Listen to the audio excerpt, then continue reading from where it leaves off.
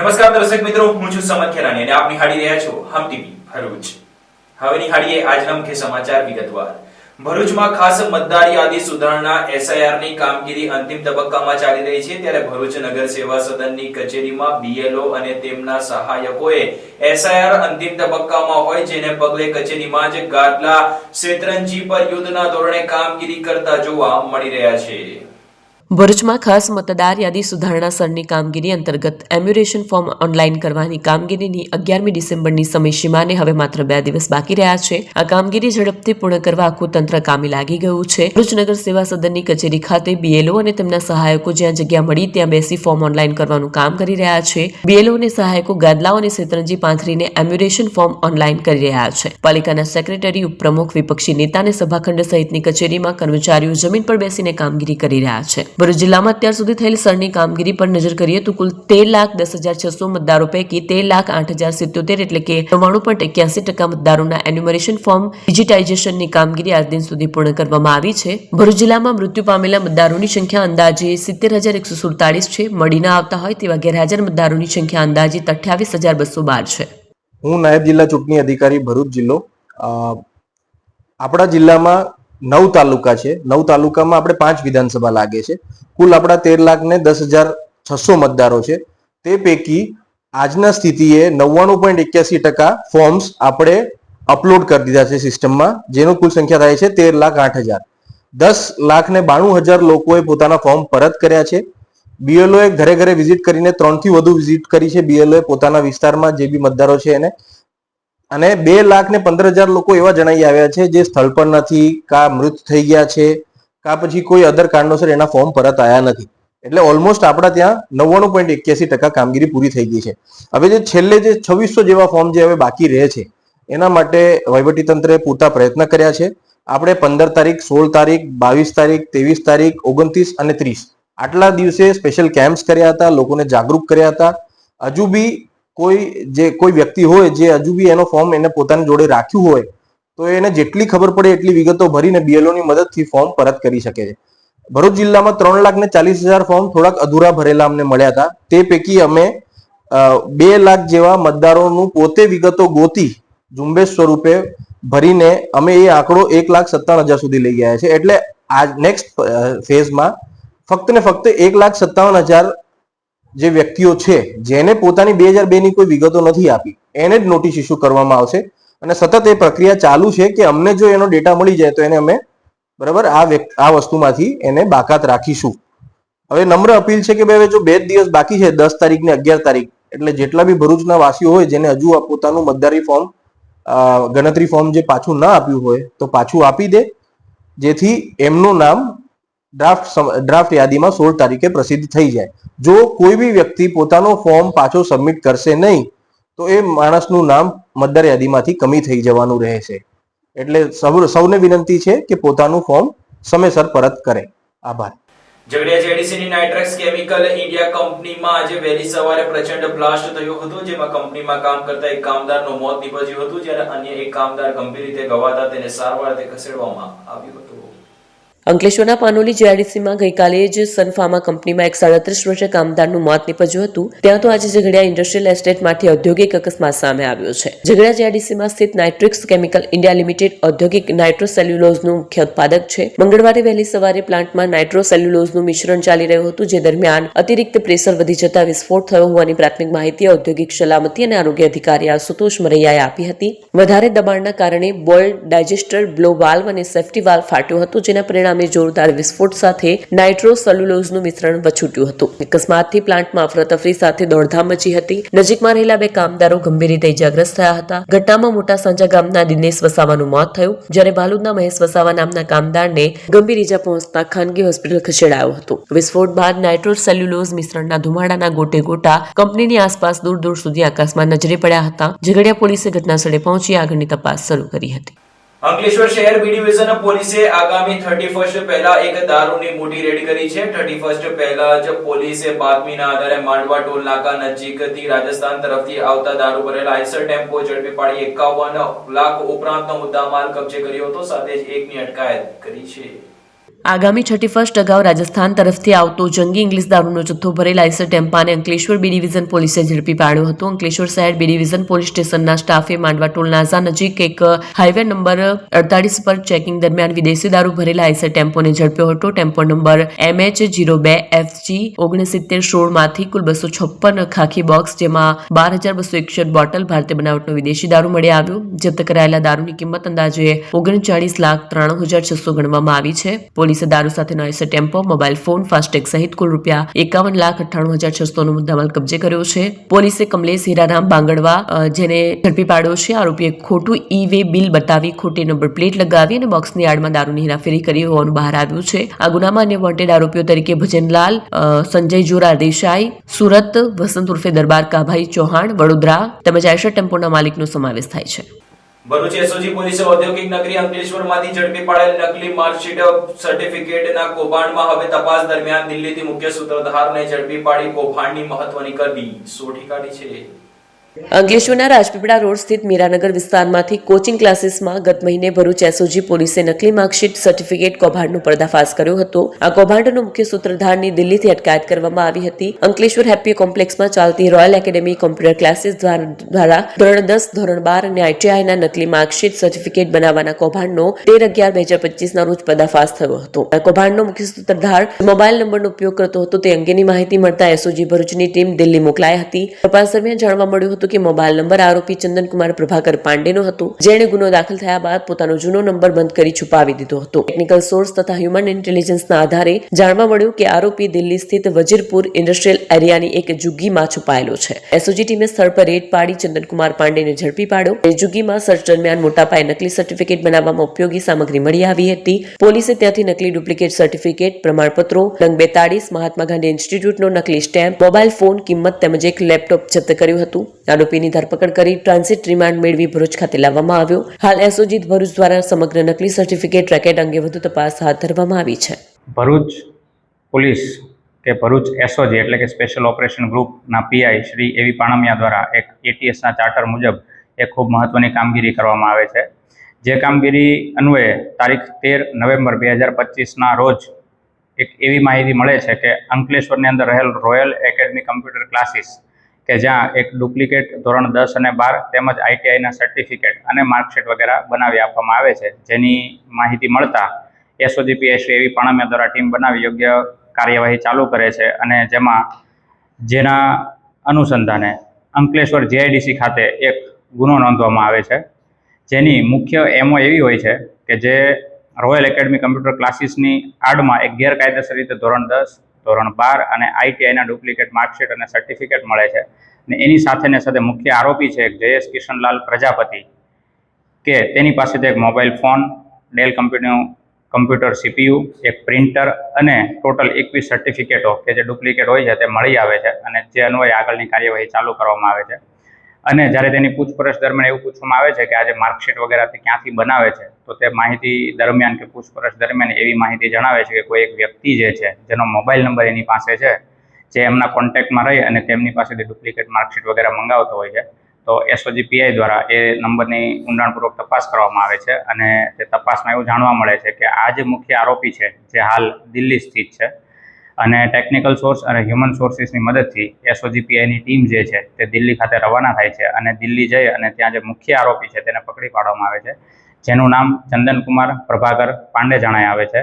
અને તે ત્યાં દિલ્હી ખાતે વજીરપુર ઇન્ડસ્ટ્રીયલ એરિયામાં રહેતો હોય છે અને ત્યાં સર્ચ ઓપરેશન કરતા તેમની પાસેથી પણ ડુપ્લિકેટ સર્ટિફિકેટ અને પ્રમાણપત્રો ટોટલ 42, આ ઉપરાંત મહાત્મા ગાંધી ઇન્સ્ટિટ્યૂટનો એક સ્ટેમ્પ એક મળી આવે છે, એક મોબાઈલ, એક લેપટોપ વગેરે વસ્તુ મળી આવે છે અને ત્યાંથી ટ્રાન્ઝિટ રિમાન્ડ લઈ ભરૂચ લઈ આવવામાં આવે છે અને આગળની કાયદેસરની કાર્યવાહી હાલ ચાલુ છે.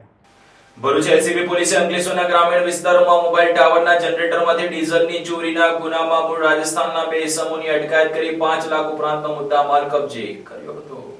ડઢાલ ગામ નજીક ગ્રીન વિલા રેસિડેન્સી પાસે આવેલા મોબાઈલ ટાવરના જનરેટરની ટાંકીમાંથી ડીઝલ ચોરી કરતા 2 ઇસમોને પોલીસે ઝડપી પાડ્યા છે. તપાસ દરમિયાન Mahindra Bolero pickup GJ16 AY 5045 માંથી પીળા કલરના 3 પ્લાસ્ટિક કાર્બા મળ્યા હતા, જેમાં કુલ 100 લીટર ડીઝલ ભરેલું હતું. ડીઝલની કિંમત ₹9,000 ગણવામાં આવી છે. પોલીસે મોબાઈલ ફોન મળી કુલ ₹5,19,000નો મુદ્દામાલ કબજે કર્યો હતો અને આરોપીઓ મુલારામ સોનારામ ચૌધરી, સોહનલાલ ભગીરાથરામ બિશ્નોઈની અટકાયત કરી હતી. પોલીસ પૂછપરછમાં બંને ગોપાલ માડી નામના વ્યક્તિના કહેવાથી અંકલેશ્વર ગ્રામ્ય વિસ્તારના અન્ય મોબાઈલ ટાવરની જનરેટર ટાંકીઓમાંથી પણ ડીઝલ ચોરી કર્યાની કબૂલાત કરી હતી.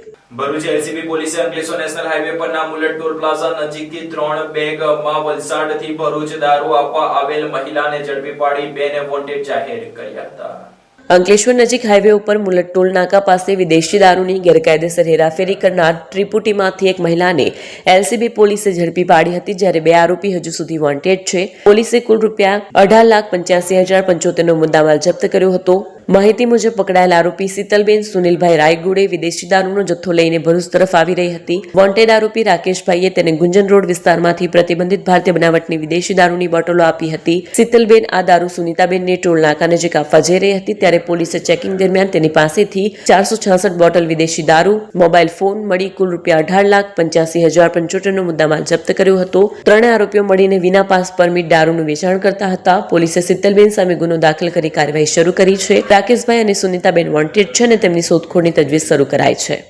ભરૂચ પેરા ફ્લોરસ કોડની ટીમે ઓપરેશન કારાવાસ હેઠળ ભરણ-પોષણના ગુનામાં સજા પામેલ અને વડોદરા મધ્યસ્થ જેલમાંથી રજા મેળવીને 8 મહિનાથી ફરાર આરોપીને અંકલેશ્વરની રાજપીપળા ચોકડી નજીકથી ઝડપી પાડ્યો હતો. ભરૂચ પેરોલ ફ્લોરસ કોડની ટીમનાઓએ ઓપરેશન કારાવાસ અંતર્ગત રાજ્યની વિવિધ જેલમાં સજા કાપી રહેલ કેદીઓ જેલમાંથી પેરોલ રજા મેળવીને સમયસર જેલમાં હાજર નહીં થઈને ફરાર થઈ જનાર આરોપીઓને ઝડપી પાડવા માટે વિશેષ ડ્રાઈવ યોજી હતી, જે અંતર્ગત ભરૂચ પેરોલ ફ્લોરસ કોડની ટીમનાઓને બાતમી મળી હતી કે વડોદરા મધ્યસ્થ જેલમાં વર્ષ 2018 તથા 2021ના ભરણ પોષણના ગુનામાં સજા પામેલ અને જેલમાંથી ફ્લોરો રજા મેળવીને છેલ્લા 8 મહિનાથી ફરાર થયેલ પાકા કામના કેદી એવા હારૂન સાજીદભાઈ હાજીભાઈ મુલતાની નાઓ અંકલેશ્વરના રાજપીપળા ચોકડી ખાતે આવેલ હોવાની પાક્કી બાતમીના આધારે નોબડિયા હાઈસ્કૂલ પાસે રહેતા હારૂન મુલતાની નાઓને અંકલેશ્વરના રાજપીપળા ચોકડી ઓવરબ્રિજ નીચેથી ઝડપી પાડી વડોદરા મધ્યસ્થ જેલ ખાતે સોંપવામાં આવ્યા હતા.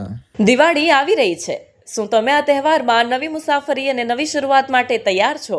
તો તમારા પ્રવાસને શાનદાર બનાવવા માટે તૈયાર છે કિસ્મત લગેજ. અમારે ત્યાં તમને college bag, school bag, laptop bag, gym bag, duffel bag, trolley bag, tiffin bag, office bag મળી જશે. અને હા, NRI તથા ઉમરા બેગ બનાવટના અમે સ્પેશિયાલિસ્ટ છીએ. અહીં બ્રાન્ડેડ અને અમારા પોતાના હેન્ડમેડ બેગ્સનો અદ્ભુત કલેક્શન છે. અને હા, અમારા દ્વારા બનાવેલ વસ્તુઓ ઉચ્ચ ગુણવત્તાની અને ગેરંટી સાથે આવે છે. તમામ પ્રકારના બેગનું સમારકામ પણ મિનિટોમાં કરી આપીશું. ખાસ કરીને આ દિવાળી માટે ધમાકેદાર Diwali offer. Trolley bag 2 piece set માત્ર ₹2500માં અને સાથે જ એરિસ્ટોક્રાઇટ કંપનીના બેગ 3 પીસ સેટ માત્ર ₹5999માં. આલ્ફા VIP કંપનીના બેગ 3 પીસ સેટ માત્ર ₹4999માં અને અન્ય બ્રાન્ડેડ તેમજ self made bag 3 piece set માત્ર ₹5000થી શરૂ. તો આટલી મોટી ઓફર ચૂકશો નહીં. આજ જ મુલાકાત લો કિસ્મત લગેજ, અંકલેશ્વર સિટી રેલવે સ્ટેશનની બહાર, સ્ટેશન રોડ, અંકલેશ્વર. અને હા, અમારે ત્યાં ઓર્ડર પ્રમાણે બેગ પણ કસ્ટમાઇઝ કરીને બનાવી આપવામાં આવશે.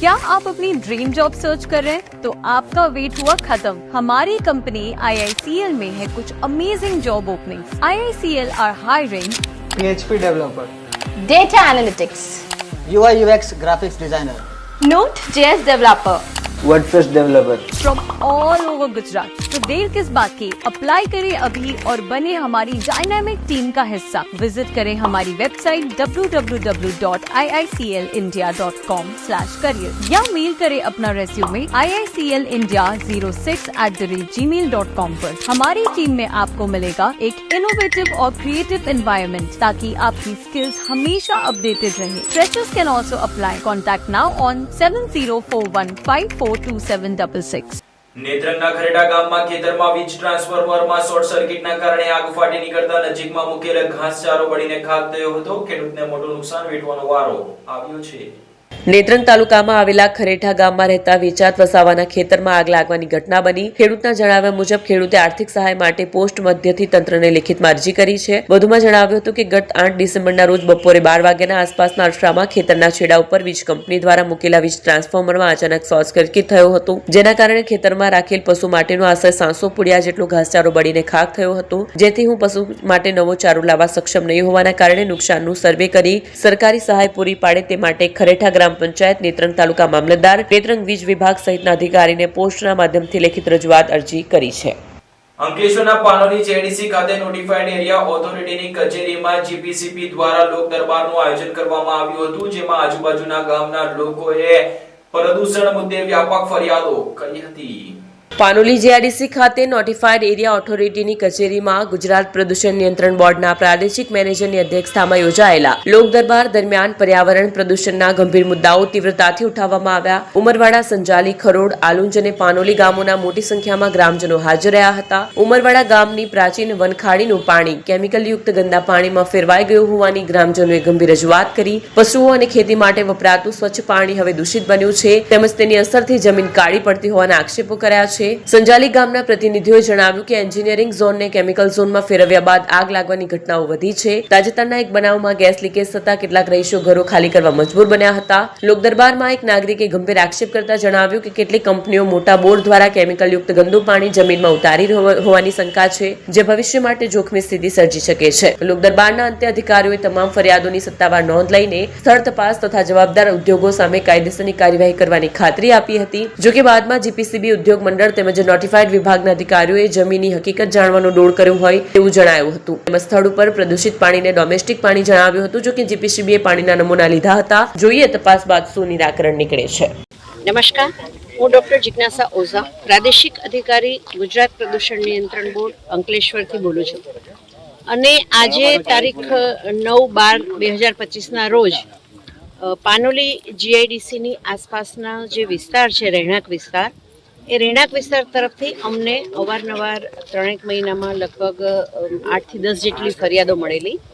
અને એ ફરિયાદોનું તો અમે તપાસ કરી અને નિરાકરણ લાવવાનો પ્રયત્ન કર્યો જ છે, પરંતુ ગ્રામજનોને વધારે પડતી તકલીફ ન પડે અને ભવિષ્યમાં એમને સ્વાસ્થ્યની સાથે કોઈ એવા ભયાનક ચેડા ન થાય એ અનુસંધાને આજે અમે GIDC જે પાનોલી છે એનું એસોસિએશનના હોદ્દેદારો, GIDCના ચીફ ઓફિસર શ્રી, ગુજરાત પ્રદૂષણ નિયંત્રણ બોર્ડ અને ગ્રામજનો આજુબાજુના જે છે એના સરપંચશ્રીઓ અને ગ્રામજનો સાથે એક સંવાદ સાધવાની અમે કોશિશ કરી, જે અંતર્ગત આજે અમે પહેલાં તો મૌખિક રીતે પ્રશ્નોની ચર્ચા કરી અને ત્યારબાદ GPCB અને GIDCને એવું લાગ્યું કે ભાઈ ફિલ્ડ વિઝિટ પણ જરૂરી છે, તો એના રેફરન્સમાં અમે ગ્રામજનો સાથે જ્યાં જ્યાં એ લોકોને તકલીફ હતી કે ભાઈ અહીંયા પાણી આવવાની સંભાવના છે કે શક્યતાઓ છે કે લાઈવ ડિસ્ચાર્જ છે, એ દરેક જગ્યાની અમે તપાસ કરી છે.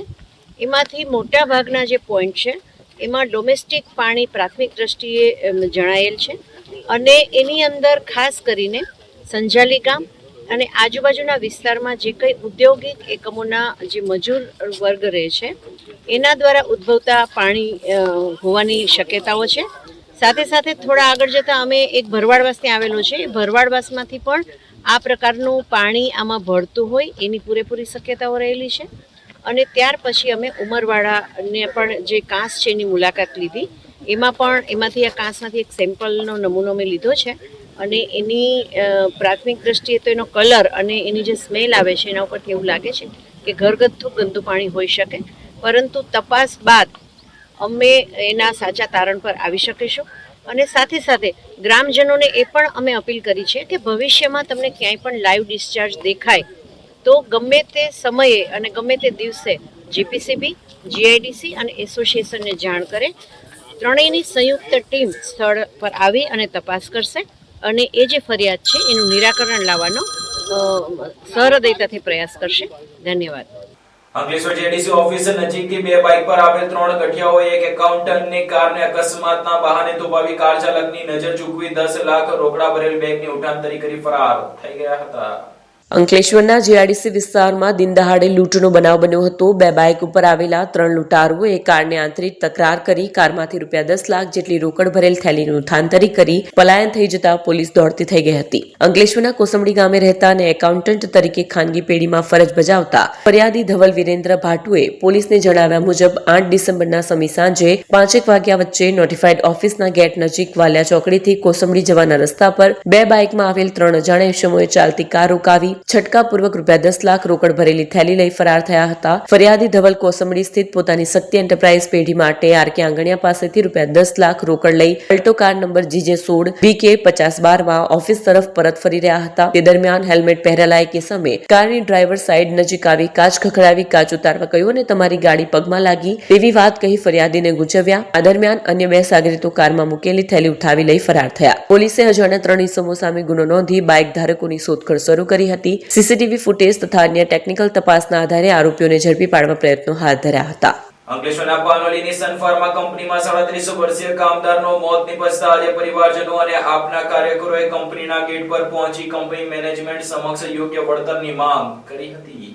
પાનોલીની સનફાર્મા ઇન્ડસ્ટ્રીઝ કંપનીમાં ટોલબિન પ્રોસેસ દરમિયાન અસર થતા ઓડિશા મૂળના 37 વર્ષીય કામદારનું મોત નીપજ્યું હતું. આ ઘટનાના પગલે મૃતકના પરિવારજનોને યોગ્ય વળતર મળે તે માંગ સાથે પરિવારજનો અને કામદારોએ કંપની ગેટ પર હલ્લો બોલાવ્યો હતો. આમ આદમી પાર્ટીના પ્રભારી નીતિન વસાવા તેમજ વિનય વસાવા પણ મૃતક પરિવારને ન્યાય અપાવવા માટે કંપની પર પહોંચ્યા હતા અને મૃતક કામદારના પરિવારને વળતર અપાવવા કંપની મેનેજમેન્ટને રજૂઆત કરી હતી. કંપનીના કેટલાક અન્ય કામદારોએ પણ મૃતકના પરિવારને વળતર અપાવવાની માંગ સાથે ગેટ પર એકત્રિત થઈ વિરોધ દર્શાવ્યો હતો. કામદારોએ કંપનીમાં સેફટીના નિયમોની અવગણના થતી હોવાની ફરિયાદ કરતા જણાવ્યું હતું કે આ પ્રકારની ઘટનાઓ ટાળવા કડક સેફટી માપદંડો અમલમાં મૂકવા જરૂરી બન્યા છે. કામદારના મોતનું સાચું કારણ પીએમ રિપોર્ટ બાદ સ્પષ્ટ થશે. होने का कारण यह है कि ये प्लान 6 है, तो यहाँ पे एक हेल्पर की मृत्यु हो गई है बेड चार्ज करने 617 रिएक्टर में, जिसमें टॉलबिन का प्रोडक्शन चलता है. तो उसको बेड डालने के बाद उसको गैस लगी और अचानक ही उसको गैस ज़्यादा हाई होने के कारण उसकी मृत्यु हो गई. जमा होने का मेन रीजन क्या है?